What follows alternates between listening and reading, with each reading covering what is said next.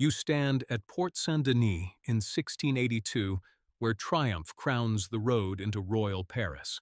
The air smells of damp stone, horse sweat, wet rope, and bread pulled hot from ovens. Stay with us for 15 minutes as we cross Paris in 1682 and see why this city matters.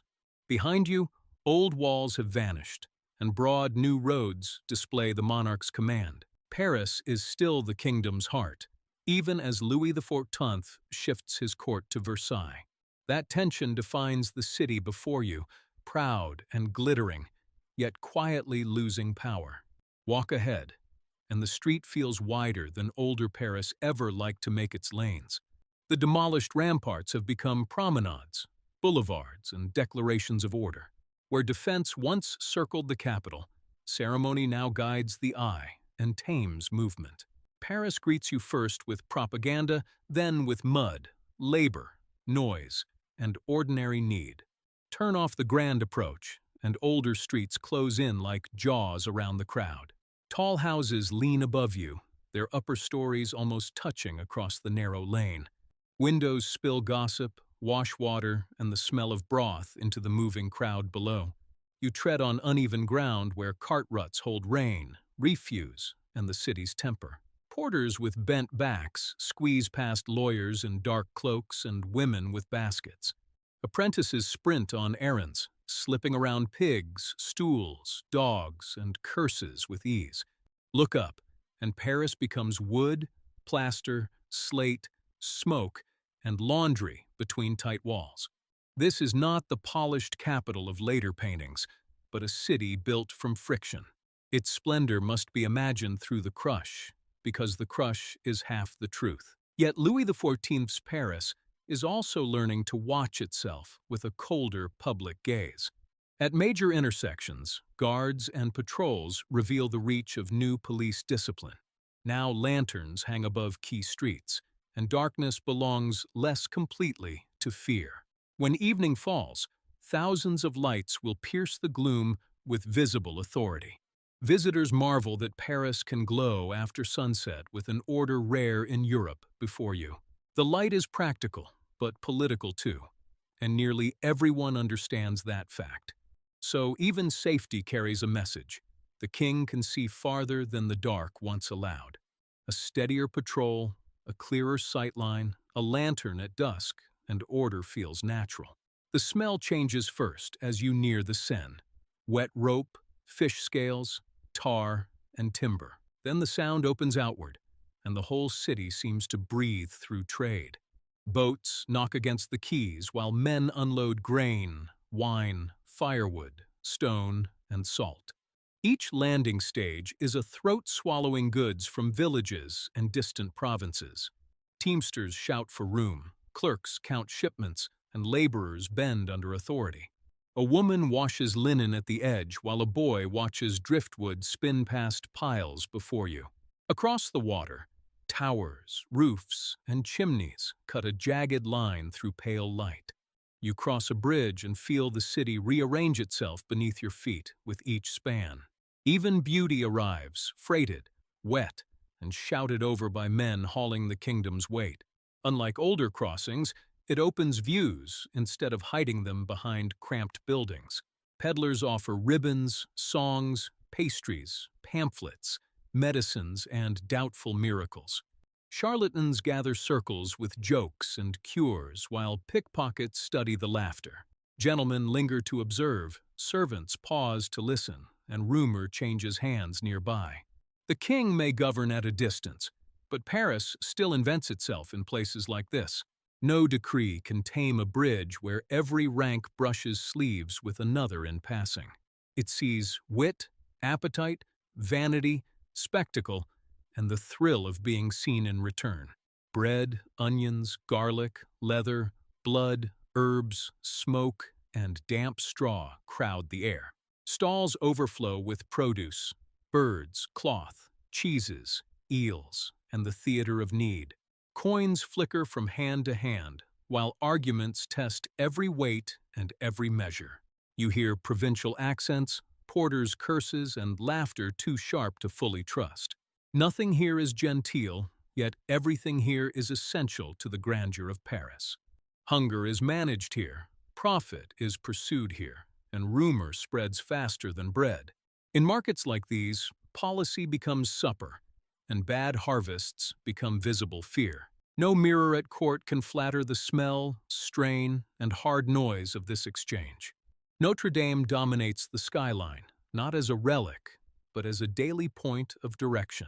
Its towers watch the bridges, the parvis, the clerics, and the moving river below.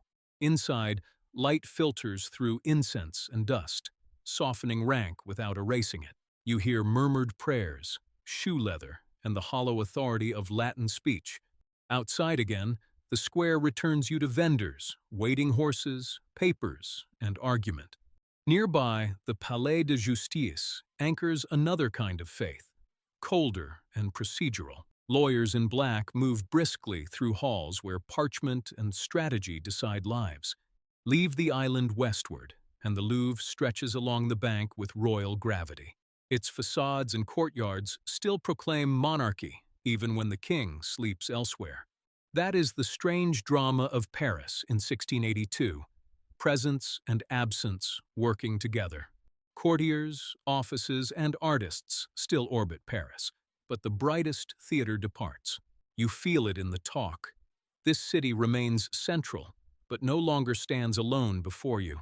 The Louvre feels massive, disciplined, and faintly haunted by power moving away. Nature has been trimmed into obedience, and leisure itself is arranged like statecraft. Every hedge suggests that disorder too can be pruned if authority is patient enough. Paris learns from these gardens that beauty under this reign must look obedient. Farther on, Les Invalides tells another story about royal grandeur and memory before you. Within these walls, wounded veterans receive shelter, discipline, prayer, and gratitude.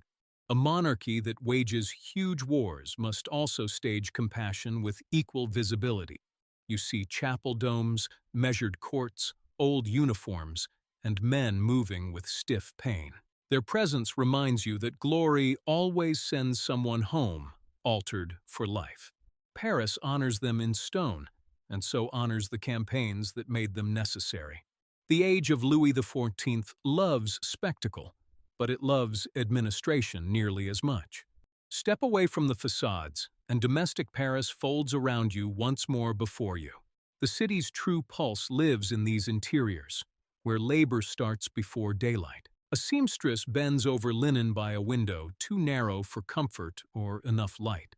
From upper floors come lullabies, arguments, coughing fits, and the scrape of chairs. Meals are modest, space is scarce, and privacy is thinner than the plaster walls. Water must be carried, fires managed, and sickness can travel quickly, room to room. The Sun King's France depends on rooms like these more than portraits ever admit. Now the street bends toward craftsmen, turning luxury into visible social hierarchy. Goldsmiths, wig makers, glovers, tailors, engravers, and cabinet makers feed desire. Luxury in Paris is not abstract. It smells of glue, dye, beeswax, silk, and sweat. Inside narrow shops, masters inspect detail with a severity worthy of theologians. Apprentices learn by repetition, bruised fingers, and the pressure of comparison. This city cuts the cloth, casts the bronze, gilds the frame, and drafts the pattern. Every ornament begins somewhere humble, under a roof blackened by smoke and patience. That is another Paris truth. Elegance is manufactured in rooms built for discomfort. Listen closely, and refinement sounds like hammers, shears, files, and tired breath. On bridges, in squares, and at fairs, entertainment competes with piety and trade. Acrobats, singers, puppet players, gamblers, and storytellers build quick crowds. Street performance thrives because Paris loves display even when no king is present. Words travel fast here, and satire slips through the city like smoke through rafters. Paris charms by compression, pressing too many desires into too little space before you. Take a wider road toward the edges, and the center loosens its grip at last before you. Here the city reveals its seams, where grandeur frays into carts, inns, fields, and yards. You meet gardeners, washerwomen, mule drivers, brick carriers, and poor families. These outskirts are less ceremonial, but no less necessary to Parisian life before you. Food enters through them, building materials pass through them, and newcomers try luck. For many, the rain means taxes, regulation, conscription, and staying barely afloat. Yet even here, the magnetism of Paris works strongly on those at its margins before you. The city promises wages, gossip, proximity, and one chance to climb a little higher. It is harsh, unequal, magnetic, and stubbornly alive in the same breath before you. As afternoon softens, return toward the river and climb to a wider view before you. From above, Paris arranges itself into roofs, towers, smoke, domes, and water before you. The chaos below becomes pattern, and the pattern shows why rulers cannot ignore it. It is dense with money, memory, labor, institutions, and old habits of prestige. In 1682, Paris stands between centrality and eclipse, still powerful, less unquestioned. Those walking below cannot yet know how symbolic that transfer of court will become. Paris answers by becoming more visible, more ordered, more crowded, and more alive. Now evening lowers itself over the Seine, and the first lanterns claim the dark. Reflections tremble on wet stone while wheels grind home and shutters close in rows. Smoke hangs in the cooling air, mixed with supper, wax, damp wool, and animals before you. Across bridges and squares, the city gathers itself for a second life at night before you. Paris shines because trade continues, patrols continue, and ambition continues before you. Here, by contrast, the capital keeps breathing through taverns, quays, chapels, and lanes. It is messier than the palace, less controlled, more human, and hard to replace. This is Paris under Louis XIV in 1682, luminous, disciplined, crowded, wounded, proud. Leave through the darkening streets, carrying the glow of a kingdom in transition. Even when the court turns away, Paris refuses to stop performing itself before you. That refusal is why this city still feels alive, difficult, and unforgettable today. Vendors at corners sell hot chestnuts, cheap wine, and gossip folded into every purchase. From open windows come fiddle tunes, quarrels, prayers, and the clatter of shared supper. On narrow stairways, tenants pass one another sideways, carrying candles, wood, and water. Near the quays, coopers, chandlers, and porters keep working while the daylight thins. A noble carriage rolls past beggars and apprentices, compressing the kingdom into one view. Church bells overlap across the roofs, turning distance itself into a map of authority. The smell of wax and smoke clings to wool cloaks as evening merchants count their coins. Paris rewards display, but it also punishes weakness with cold precision and public memory. Even the poorest lanes feel tied to the court because fashion and taxes travel everywhere. Along the banks, small fires flicker near moored boats where laborers cook and mend in dusk. Behind carved doors, secretaries, accountants, and servants keep the machinery of status alive.